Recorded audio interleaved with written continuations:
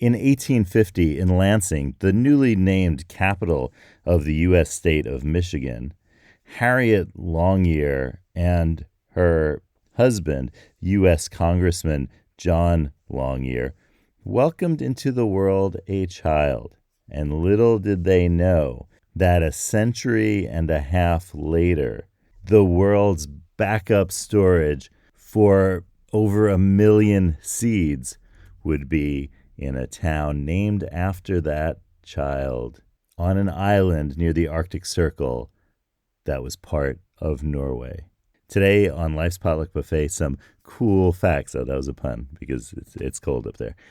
About one of the northernmost settlements of human beings on the planet.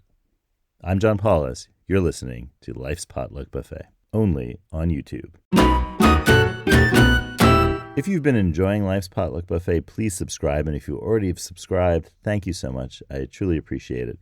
If you have a Brave browser, you can now contribute basic attention tokens to Life's Potluck Buffet with John Paulus on YouTube.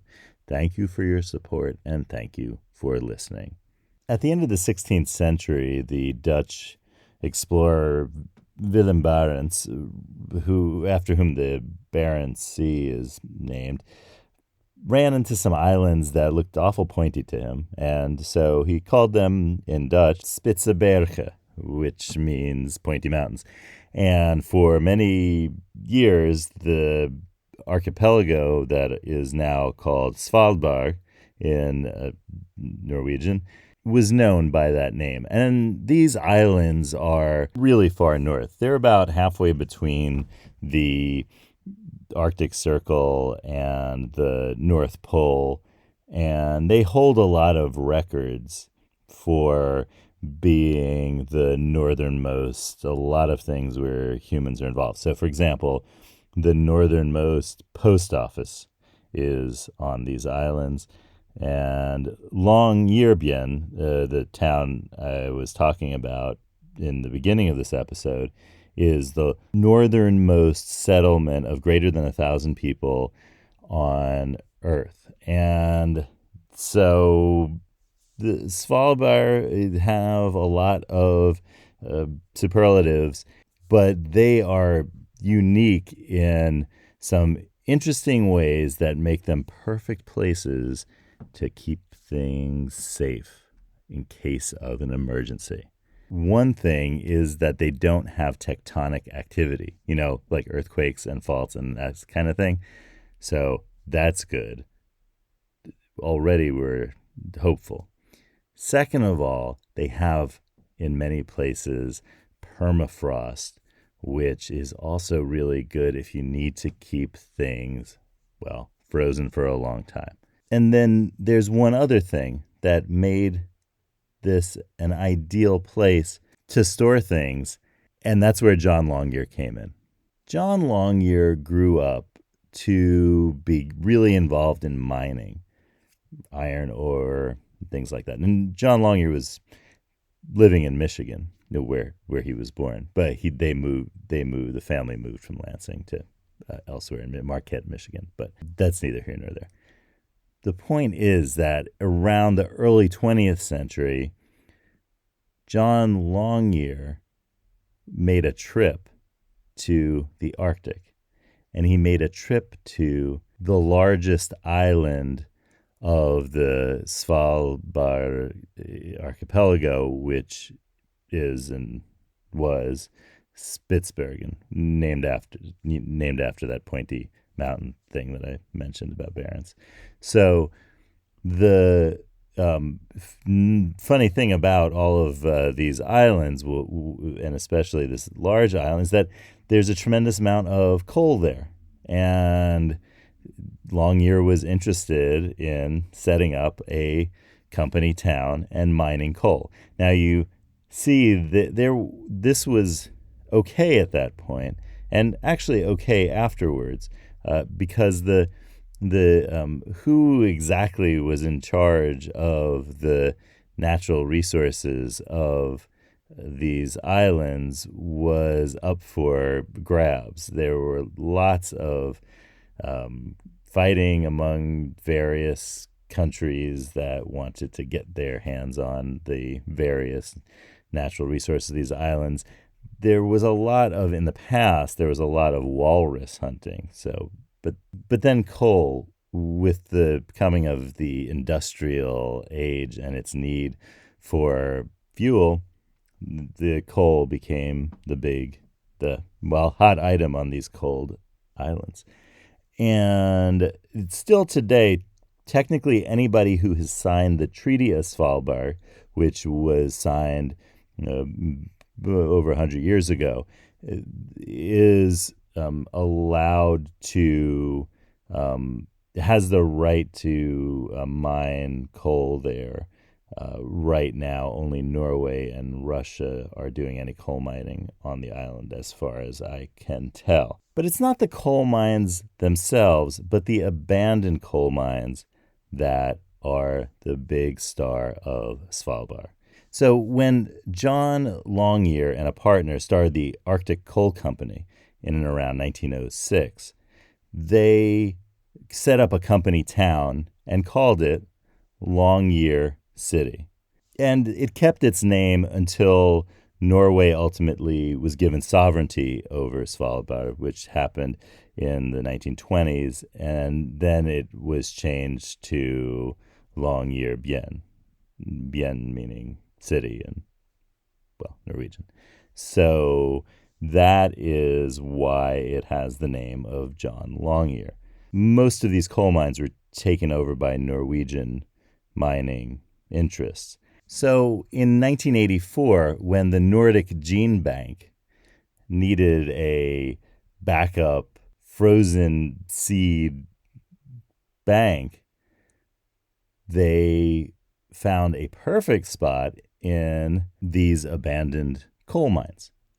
And when in the early 2000s, a treaty was signed to preserve a backup of as many of the world's seeds as they could possibly back up somewhere that would be safe from a lot of things. The coal mines of the Svalbard and around Longyearbyen would prove the perfect spots, and that Nordic Gene Bank was already operating, and this was just going to be great. And they had the capacity to store enough seeds in the coal mine, because you see, they would need the capacity for millions of seeds. Right now, I believe the count is up to something like 1.2 million seeds.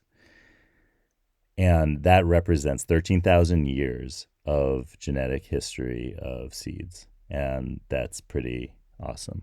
You see, the coolest part about this, no, this is really the coolest part, literally, is that right now there are freezers basically, that keep these seeds at that temperature.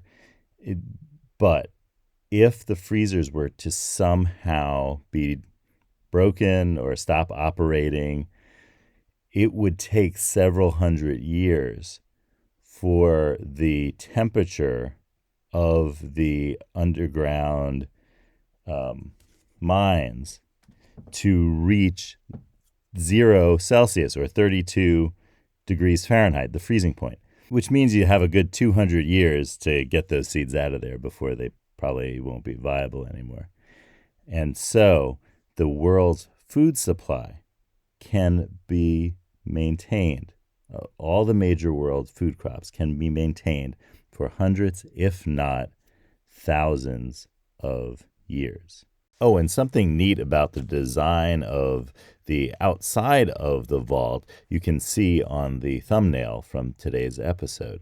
And this is really cool. So thanks to Norwegian law, all big projects like this have to have an artistic component. So in terms of beaconing and signaling and coming up with an artistic way to point to future generations where this thing is located, the Norwegian artist Divek Asana designed a really cool thing. And so in the summer, when it's light out all the time, prisms and mirrors and things like that reflect the sunlight and create awesome colors and things like that. And in the winter, there are fiber optic cables that produce this lovely kind of turquoise light throughout the perma night of the winter in the Arctic. So that's something really cool. Yeah, get it cool because it's cold. I got to stop with that. But the world's food supply isn't the only thing that's getting stored in and around Longyearbyen. The Arctic World Archive is storing data, backup data, from around the planet. So, for example, like GitHub, the backup data is there, and other backup data is being stored in cold storage using a kind of photographic film technology. And the reason for the cold storage is because what they call hot and warm storage, that's like the, say, Internet Archive, which you could access right now by going to archive.org in your browser, or other electronic means of storage, would be utterly destroyed if a geomagnetic storm of the great intensity of the event that happened on the 1st and 2nd of September in 1859 happened again. That solar flare-induced storm was so powerful that telegraph operations were able to continue for hours after telegraph operators turned the power off because of all of the sparks and electric energy flowing through the system. That's how powerful that storm was and how disruptive to electric systems. And if another event were to happen that way, it probably would destroy all of that data that was hot. And so the cold data would be the only backup. Well, good thing we have the cards as a backup to help us think about what's hot and cold in our lives. So cards, let's do this. Yellow lemons, blue dumpling, magenta noodles. Cards, tell us something.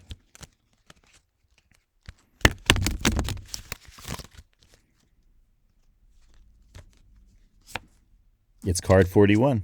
Mentor as if you were the one being mentored, because you are too.